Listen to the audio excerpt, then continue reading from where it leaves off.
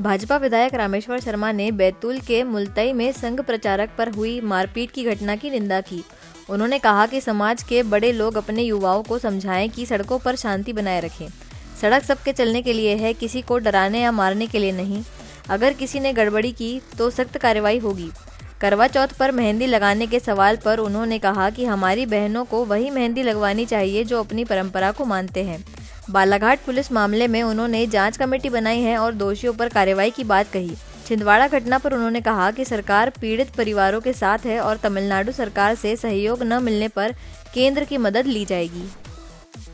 देखिए, बैतूल के मुलताई में जो घटना घटित हुई है या प्रदेश में कोई भी ऐसी घटना हो, हम लोगों से आग्रह पूर्वक बता देना चाहते हैं और मुस्लिम समुदाय के जो बड़े बुजुर्ग हैं उनसे आग्रह करना चाहते हैं कि ये जो लफंगे हैं इनको थोड़ा समझाओ, इन पे सड़क पे चलने का इनको व्यवहार सिखाओ। सड़क पे जब चलें तो शांति और सद्भावना से चलें। सड़क राहगीरों की व्यवस्था के लिए है, उपद्रव करने के लिए नहीं है, किसी पर हमला करने के लिए नहीं है, किसी को चोट पहुंचाने के लिए नहीं है, आग लगाने के लिए नहीं है, डराने धमकाने के लिए सड़कें नहीं है। इसलिए कान खोलकर सुन लें, सड़क पर सब शांति से चलेंगे तो सबकी सुरक्षा व्यवस्था होगी।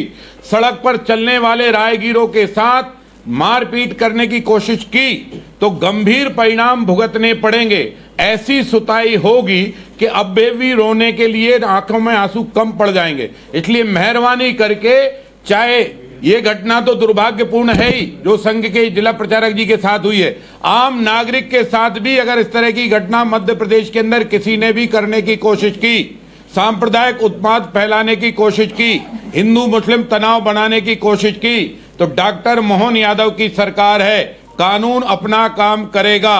हम हाथ जोड़कर निवेदन करना चाहते हैं कि बाबा साहब अंबेडकर के कानून का इंजेक्शन जिस दिन अपराधियों तुमको लग गया तो एक साथ उल्टी दस्त करते फिरोगे, कोई तुम्हें बचा नहीं सकता। इसलिए मेहरबानी करके सावधानी रखिए, सम्मानजनक चलिए, दूसरे का सम्मान करिए।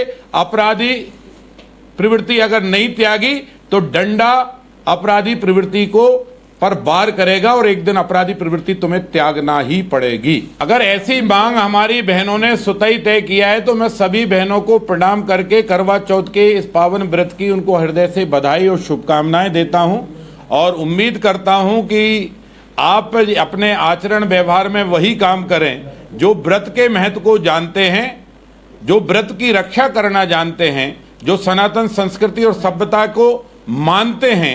अगर उन्हीं बेटियों से आप अपने हाथों में मेहंदी लगवाएंगे, बेटियों से ही लगवाना चाहिए, पुरुषों से लगवाना भी नहीं चाहिए, उन्हीं बेटियों से लगवाना चाहिए जो बेटी उनके घर परिवार में कोई करवा चौथ का व्रत करता है। जो करवा चौथ मनाते ही नहीं है उनसे लगवाओगे तो ना जाने कौन सी मेहंदी लगा जाए, कल उसका क्या असर हो। इसलिए सावधान रहो, सनातन की मेहंदी लगाओ। रंग में हम भेद नहीं करते, रंग में हम भंग नहीं डालते, लेकिन जो रंग में भंग डालते हैं उन्हें हम छोड़ते भी नहीं। हमारी सरकार की पूर्ण संवेदना है, कोई भी अपराधी बचेगा नहीं। तमिलनाडु सरकार से भी हमने आग्रह किया है, हम अपराधियों को चाहेंगे। सरकार तमिलनाडु की अगर सहयोग करेगी तो हम सहयोग से, उनके सहयोग से अपराधियों को पकड़ेंगे। अगर वो सहयोग ना करने की जगह बाधा खड़ी करेगी तो भी हमारी सरकार भारत सरकार का भी सहयोग लेगी और आवश्यक पड़ा तो कोर्ट का भी, न्यायालय का भी सहयोग लेकर हम अपराधियों को हर हालत में सजा सुनाएंगे।